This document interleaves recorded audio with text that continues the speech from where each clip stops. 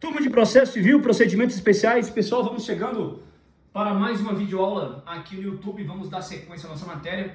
Esta videoaula nós vamos apresentar e estruturar aqui no quadro o procedimento especial de ação monitória. Coloca aí então o título da nossa aula de hoje: Ação monitória.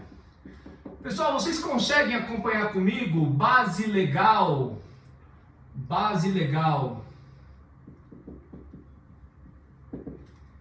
A partir do artigo 700 do Código de Processo Civil, você já consegue observar a disciplina do CPC para a ação monitória. Senhores, segundo aspecto aqui, já para a gente advertir, porque trata-se de uma mudança substancial em relação ao Código de Processo Civil de 73, o CPC anterior, é que o procedimento monitório aqui, ele abarca todas as obrigações. Então, as obrigações contempladas no procedimento. Obrigações contempladas no procedimento. A gente vai ter obrigação de pagar,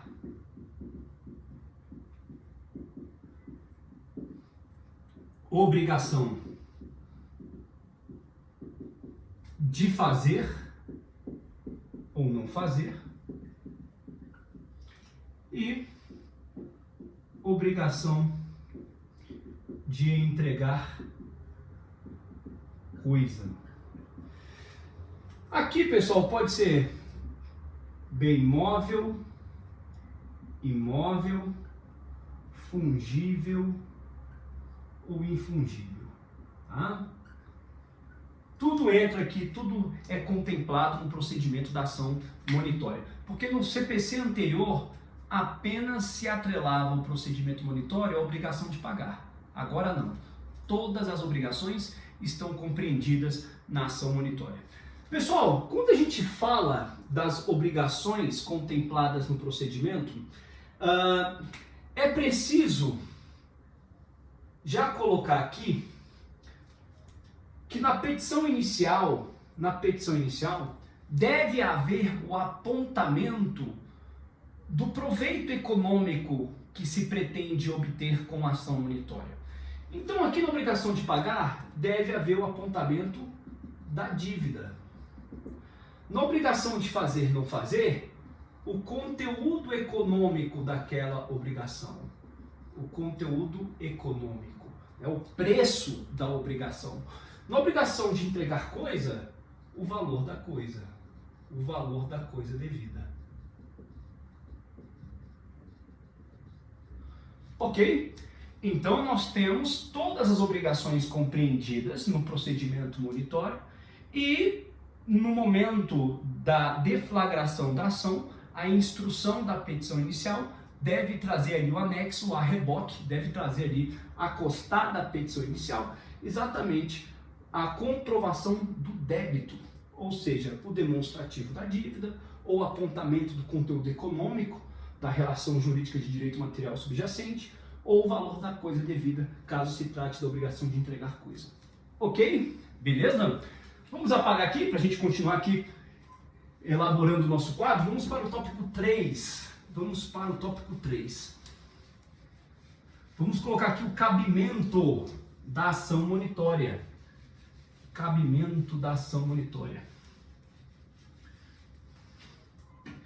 Senhores, quando que poderemos optar pela ação monitória?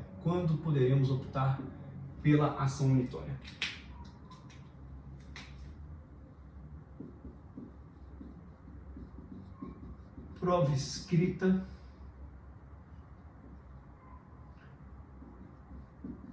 documental. Olha só, o Código de Processo Civil brasileiro, ele adota o procedimento monitório documental. Existe o procedimento monitório puro e existe o procedimento monitório documental. Esse daqui é o que foi adotado pelo CPC de 2015. O procedimento monitório puro, ele admite provas de outras naturezas que não a prova escrita. O procedimento monitório documental, ele reivindica prova escrita. Tá? Então é isso que a gente tem que deixar muito naturalizado entre nós, temos que ter domínio a respeito disso. O cabimento da ação monitória está atrelado exatamente à comprovação de uma obrigação de qualquer natureza, lembremos, de qualquer natureza, obrigação de pagar, fazer, não fazer, ou obrigação de entregar coisa, desde que essa obrigação esteja documentada em prova escrita, portanto. Por que eu falo documentada em prova escrita, portanto? Porque até se admite que a ação monitória possa se basear em prova oral, desde que esta prova oral tenha sido reduzido a termo. Ou seja, a prova oral foi documentada, se converteu em um documento escrito. O que importa para o procedimento monitório é que ao fim e ao cabo a instrução da ação monitória seja por prova escrita. O Brasil adota o sistema monitório documental, porque o sistema monitório puro admite, por exemplo, que a monitória seja instruída a partir de uma prova testemunhal. Para nós não. Para o CPC de 2015, prova escrita documental. Essa prova escrita documental, ela não tem força, sem força de título executivo. Sem força de título executivo. Portanto, não pode constituir objeto de uma ação monitória um cheque. Porque o cheque, ele é um título executivo. Se é um título executivo, não pode embasar uma ação monitória. Ora, é uma prova documental? É uma prova escrita? Mas tem força de título executivo. E o procedimento monitório afasta em ter como objeto qualquer título executivo. Títulos executivos não podem constituir objeto de ação monitória. Agora, se porventura tratar-se de um cheque prescrito, veja que nesta hipótese estaremos lidando com uma prova escrita, documental, no entanto, sem força de título executivo. Aí pode embasar uma ação monitória. Tudo bem, pessoal? Ok? Então, à disposição do autor, daquele que dispõe ali um direito a um crédito, ele pode, porventura, optar por uma ação executiva, se contar com um título executivo. Se o autor conta com um título executivo extrajudicial, um cheque ou qualquer outro título de crédito, uma debênture, uma nota promissória, ele pode promover a ação de execução autônoma. Por quê? Porque ele detém uma prova, ele detém um título executivo reconhecido em lei. Não poderá embasar uma ação monitória. A ação monitória fica afastada. Pode, porventura, mesmo tendo um título executivo, este detentor do crédito optar por uma ação de conhecimento? Até poderá fazê-lo. Se, porventura, ele estiver inseguro em relação à certeza daquela obrigação. Porque os títulos executivos devem ser certos, líquidos e exigíveis. Se faltar um desses atributos, fracassa a execução.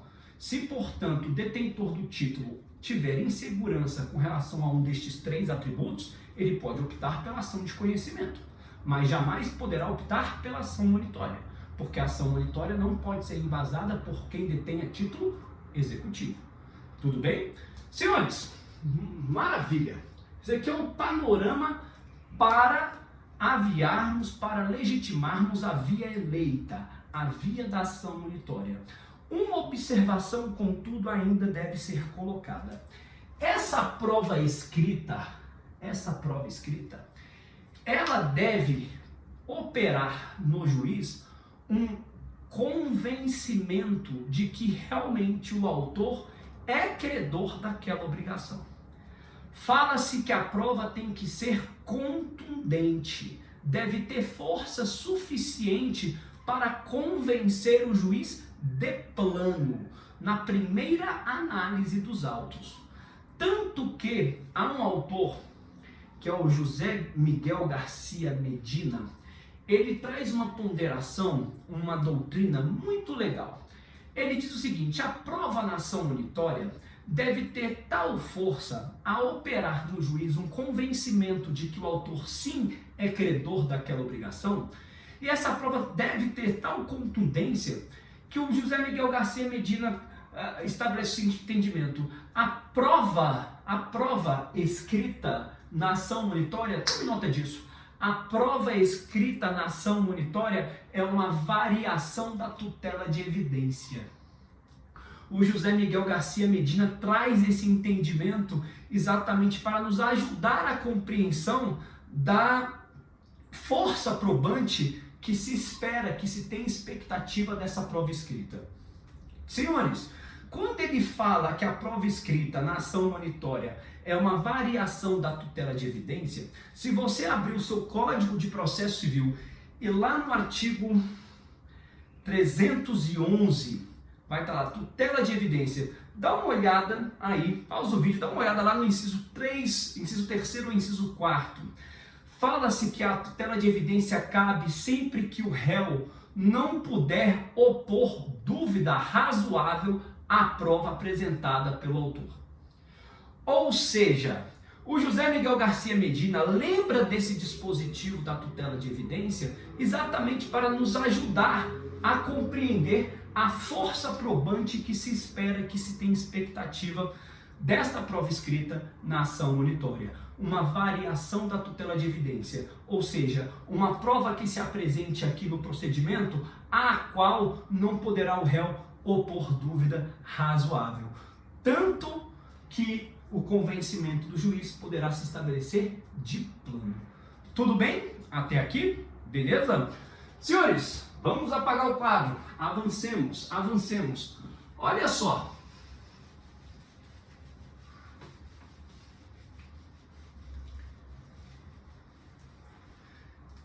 Quatro, legitimidade. Legitimidade, vamos colocar aqui 5, citação, e vamos colocar aqui 6, competência. Senhores, legitimidade ativa e passiva serão aqueles indicados na prova escrita como autor, como credor e devedor. Tá? A legitimidade ativa e passiva se define, a legitimidade ativa e passiva se define a partir da indicação na prova escrita de quem seja o credor ou devedor. Então, nós temos que olhar para a prova escrita. A prova escrita vai revelar quem é o credor e quem é o devedor. Tá? Senhores, a citação, todas as formas são admitidas. Já apareceu em prova que a citação na monitória é só pessoal. Não. Todas as formas de citação são admitidas. Tá? Todas as formas de citação são admitidas. Competência, o local onde deve ser satisfeita a obrigação. Então aqui nós estamos falando de uma competência territorial. Ok? Beleza? Maravilha! Vamos apagar aqui, vamos avançando, avançando.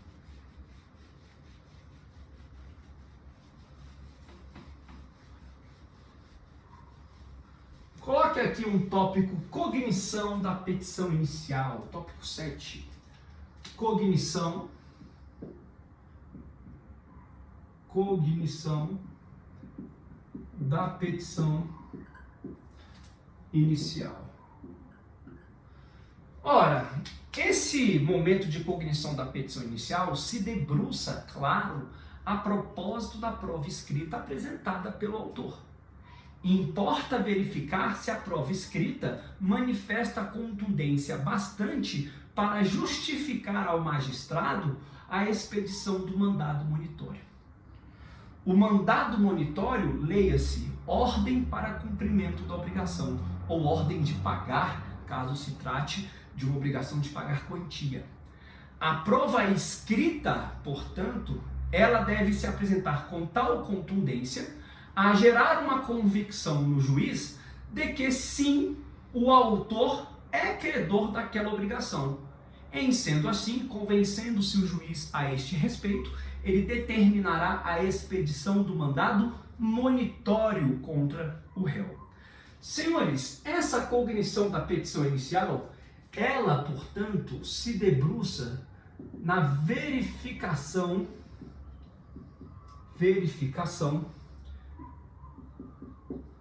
da prova. Verificação da prova, se a prova é contundente ou não. Agora, então a partir disso daqui, o juiz pode determinar a expedição do mandado monitório. Pode o juiz determinar a emenda à petição inicial. Senhores, uma observação. Essa verificação da prova não significa dizer que o autor se limite a apresentar uma prova. Não se trata disso. Pode o autor apresentar várias provas que, em conjunto, que este acervo probatório revele ao juiz uma contundência de que sim, ele é o credor da obrigação. Se o juiz se convencer a este respeito, o juiz determina a expedição do mandado monitório contra o réu. Pode ser que, contudo, porventura, o juiz não se convença das provas que foram apresentadas. Se o juiz não se convencer da prova que foi apresentada, ele determinará ao autor que emende a petição inicial, exatamente franqueando a ele uma nova oportunidade para trazer uma prova mais contundente. Se, apesar da emenda, não há nova prova contundente, ou seja, o autor apresenta uma nova prova, mas essa prova em nada colabora, em nada aumenta o convencimento do juiz a esse respeito, não há nova prova contundente, então converte o procedimento monitório em procedimento comum. Agora, houve prova contundente, nova prova contundente, então, expedição do mandado monitório. Expedição do mandado monitório. Ou seja, o autor, ao deflagrar a ação, ao apresentar a petição inicial, ele instrui a petição inicial com as provas que ele dispõe. Se ele conseguir convencer o juiz a esse respeito, ótimo. Ótimo. Então vai ser expedido o mandado monitório. Do contrário, o juiz determina a emenda à petição inicial, dando mais uma oportunidade ao autor de que traga a juízo, que traga aos autos uma nova prova. Porque tal como aquela prova se revela, ali não vai haver a expedição do mandado monitório. Se não houver nova prova contundente, então o juiz converte o procedimento monitório em procedimento comum. Perfeito? Senhores, maravilha, maravilha. Vamos apagar aqui, vamos colocar aqui agora o item 8. Item 8. Vamos, agora, claro, se o juiz entender aqui que não tem legitimidade ativa, não tem legitimidade passiva, não tem interesse processual, aí vai extinguir o processo sem resolução do mérito. Eu estou me concentrando no que importa para o procedimento especial da ação monitória, ok? Agora, obviamente, né, não tem competência o juiz, enfim, aí você vai extinguir o processo sem resolução do mérito, tá?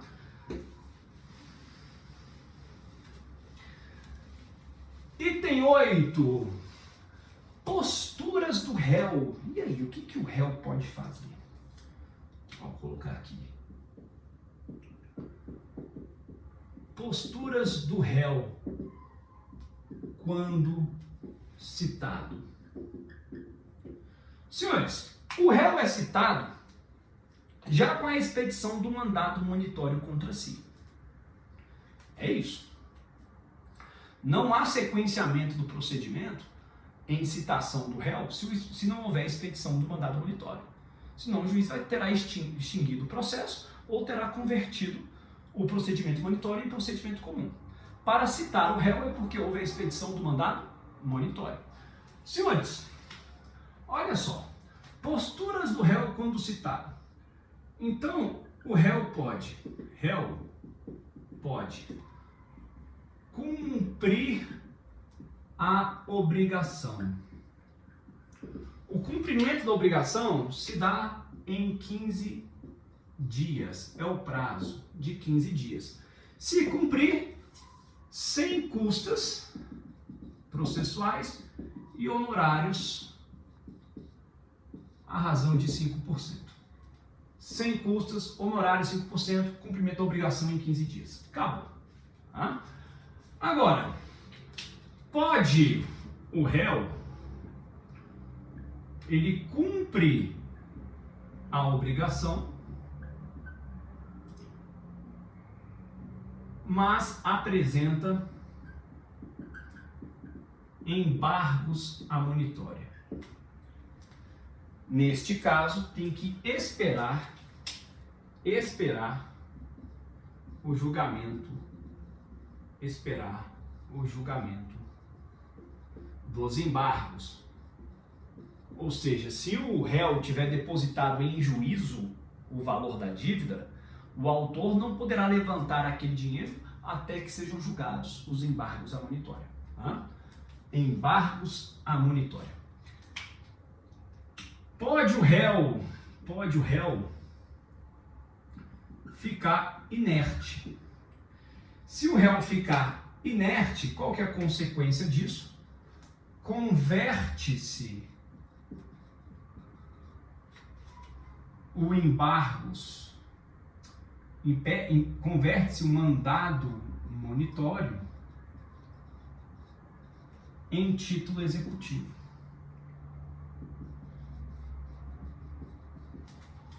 Converte-se o mandado monitório em título executivo. Quarta possibilidade, réu apresenta embargos à monitória. Senhores, os embargos à monitória, aqui essa quarta conduta, o réu se limita a apresentar os embargos à monitória. Ele não cumpriu a obrigação. Tá? Ele não cumpriu a obrigação. O fato de cumprir a obrigação apresentando os embargos à monitória entrega ao réu o direito de ficar isento das custas e pagar honorários de 5% apenas? Não. Tá? Ele cumpre a obrigação, apresenta embargos à monitória, a gente vai ter que julgar os embargos. Ok? Mas ele não fica isento das custas e honorários 5% apenas. Essa benesse de ficar isento das custas e honorários apenas à razão de 5%, apenas caso o réu cumpra a obrigação. Simplesmente isso. Senhores, os embargos à monitória aqui, eles têm natureza de defesa. Tá? Natureza de defesa. Tanto que existe uma súmula 292 do STJ, fala que junto aos embargos à monitória, pode o réu apresentar reconvenção. Ora, fica clara então a natureza de defesa que tem os embargos à monitória. Então, a natureza de defesa independe de garantia do juízo. Tá? Independe de garantia do juízo. Ok? Beleza? Senhores, maravilha! Olha só. Qual que é o prazo para apresentar os embargos? 15 dias também. 15 dias também. Porque ou o réu cumpre a obrigação ou apresenta os embargos. Se ficar inerte, esse mandado monitório que foi expedido se converte em título executivo. Última possibilidade. Aplicação do artigo 916. Aplicação do artigo 916 do CPC.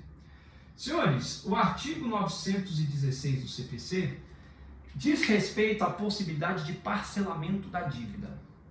Trata-se de um direito potestativo do réu. O autor, ele não tem ali como obstar o exercício do direito do artigo 916.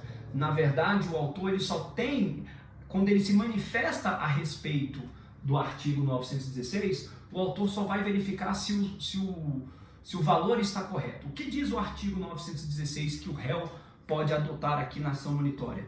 Depósito de 30% do valor da dívida e parcelamento em 6 mensalidades. Então você dá 30% do valor e parcela o restante em 6 parcelas mensais e sucessivas. O autor só vai se manifestar a respeito dos valores em si, se os valores estão corretos, mas não a respeito do direito do réu exercer essa faculdade que o artigo 916 propicia, que é o parcelamento do débito. Perfeito? Nós temos essas 5 posturas, portanto, possíveis ao réu. Ele cumpre a obrigação no prazo de 15 dias, ficará isento de custas e honorários apenas 5%. Poderá sim cumprir a obrigação, mas ao mesmo tempo oferecer os embargos à monitória. Isso não o isenta das custas processuais, nem também poderá ficar com a benesse de apenas 5% dos honorários. Tá? O réu pode, nesse caso, assim atuando, vai ter que esperar o julgamento dos embargos à monitória, vai ter que aguardar. Se o réu ficar inerte, nada fizer, então o mandado monitório expedido contra o réu, quando da citação, se converte em título executivo. O réu pode apresentar embargos à monitória, lembrando que os embargos têm natureza de defesa e independem de garantia do juízo, ou o réu pode adotar a postura do artigo 916, parcelar o débito, 30%, e o resto em 6 parcelas mensais e sucessivas. Beleza? Senhores, chama atenção isso daqui, não chama não? Converte-se o mandado monitório em título executivo. Chama atenção. Essa conversão é automática. É automática. A partir dali, o autor se torna exequente e pode executar o réu. O mandado se converte em título executivo. É isso que diz a lei. Senhores, o procedimento monitório, ele é um procedimento muito abreviado. Estão percebendo? O autor apresenta uma prova escrita com alta contundência, o juiz se convence de que ele, autor, é credor, e já o juiz manda citar o réu com a expedição do mandado monitório, para que o réu cumpra a obrigação no prazo de 15 dias. Se o réu não cumprir a obrigação no prazo de 15 dias, porventura ficar inerte, o mandado monitório se converte em título executivo. Ah, professor, e se houver a apresentação de embargos? Ok, os embargos serão julgados. Os embargos à monitória. Tudo bem, serão julgados. Caso os embargos sejam rejeitados, título executivo novamente formado. O procedimento monitório, ele abrevia a formação do título executivo.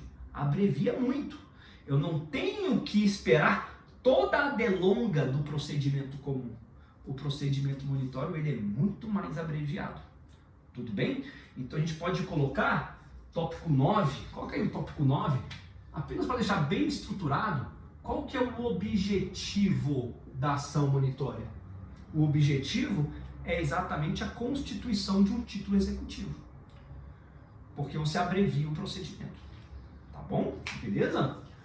Maravilha. Vamos para o tópico 10. Senhores, o procedimento monitório,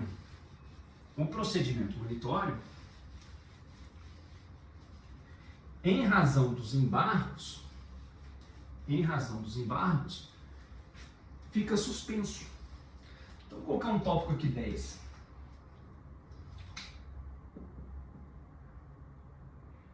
Suspensão do procedimento. E colocar aqui 11. Natureza da decisão que determina a expedição do mandado monitório. Senhores, o procedimento é suspenso quando? Quando os embargos à monitória são apresentados. Aliás, me perdoe.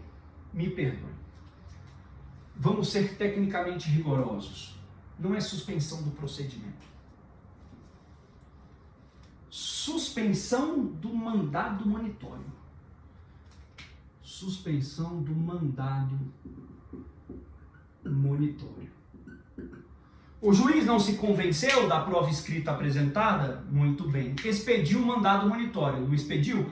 O réu vai lá e apresenta os embargos à monitória. Mediante a apresentação dos embargos, fica suspenso o mandado. Pronto. Essa suspensão é até a sentença. Essa suspensão é até a sentença. Que sentença? A sentença que vai julgar os embargos. Tudo bem? A sentença que vai julgar os embargos. Qual que é a natureza da decisão que determinou a expedição do mandado monitório? Aqui é um pronunciamento judicial anômalo. É diferente isso daqui. A gente vai ter uma natureza de sentença liminar. Por quê? Porque a expedição do mandado monitório, a ordem de pagamento, de cumprimento da obrigação, não resolve questão incidental. Não é uma questão incidental, é a questão do próprio processo, é o objeto. Não é nenhuma questão incidente. Então não se trata de decisão interlocutória. Já fica afastada, pela natureza da questão resolvida. Agora, ao mesmo tempo, essa decisão não põe fim ao procedimento. Então não poderia falar apenas de sentença puramente. Então a doutrina vem e apresenta essa solução. Uma sentença liminar. O procedimento é especial, senhores. Tá? Sentença liminar. Tá? Bom, muito bem. Esses embargos à monitória, nós já sabemos que eles têm natureza de defesa, que não precisa de garantir juízo. Eles são autuados em apartado ou no próprio processo? No próprio processo. Tá? Os embargos à monitória são autuados no próprio processo. A menos que se cuide de embargos à monitória parciais, ou seja, contra parte da obrigação. Aí o juiz terá a faculdade, tome nota, terá a faculdade de autuá-lo em apartado, se quiser. Ok? Tá bom? Beleza. Senhores, tópico 12, último tópico. Último tópico. Apelação contra a sentença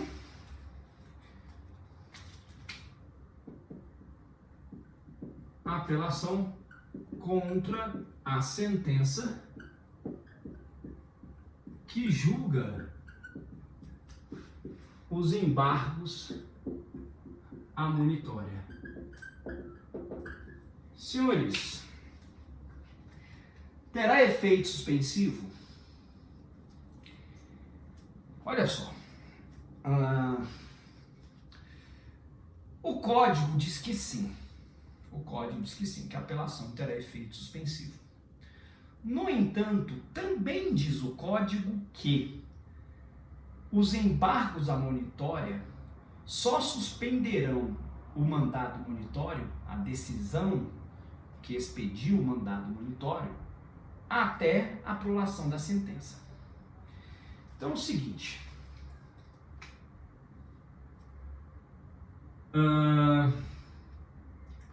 os embargos à monitória suspendem a decisão do mandado monitório até a sentença. Tá? Então, os embargos à monitória suspendem a decisão do mandado monitório até a sentença. Ora, a apelação tem efeito suspensivo. Poxa, mas ela vai ter efeito suspensivo, esse efeito suspensivo é inócuo, porque os próprios embargos só suspendem a decisão até a sentença. Então a apelação ter efeito suspensivo acaba sendo um tiro no vazio. Inevitavelmente, qual que é a nossa conclusão? Conclusão. A sentença que extingue o procedimento monitório, sem resolução do mérito, tá? Sem resolução do mérito, ela pode ser recorrida? Pode ser objeto de recurso. Porém, a sentença que julga improcedente os embargos à monitória,